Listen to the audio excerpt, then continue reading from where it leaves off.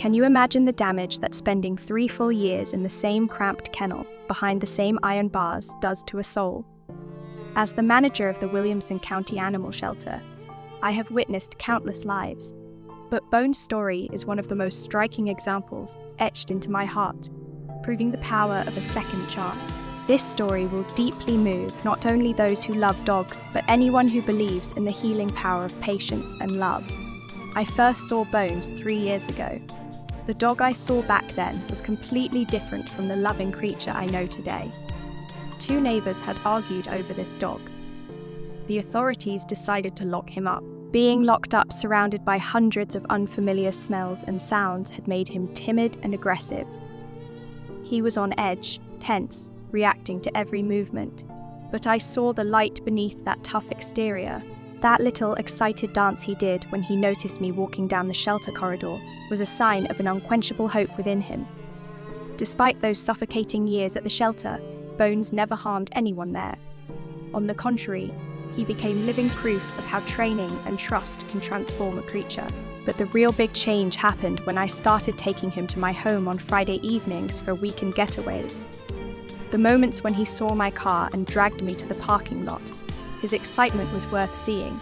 He looked at me with shining eyes. It was as if he was saying, "Come on, let our adventure begin." He watched outside the window the whole way. He smelled the wind. It was the clearest expression of his deep hunger for freedom. The first night he stepped into my home was a scene I will never forget. When evening darkness fell, we went out to the backyard for the bathroom. I opened the door, and Bones stepped outside, and suddenly he froze. He looked around with bewilderment and a slight shiver. At that moment, a weight fell on my heart. Because the shelter closed at 6 p.m. every day, Bones hadn't seen night, darkness, or moonlight for 3 whole years. We had to teach him the most basic things again, like walking in the dark and breathing in the smell of the grass. In a home environment, there was no trace of that dog that was considered dangerous. Those moments when he rested his head on my lap and stood silently were a compensation for the affection he had been missing for years.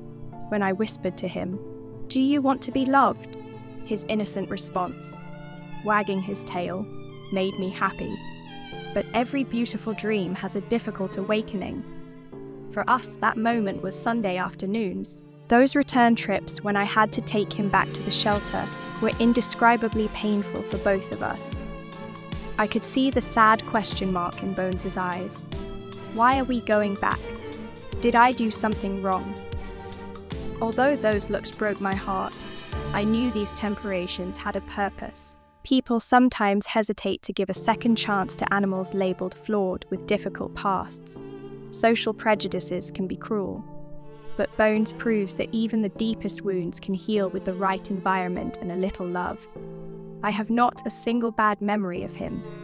My only dream is that one day, I won't have to take him back to the shelter on Sunday. When that day comes, when he finds his forever family and the weekend fun never ends, the life of the family who adopts him will be transformed by Bones' endless gratitude. Do you have a similar story about a friend who looks at you with love? Share it with me in the comments.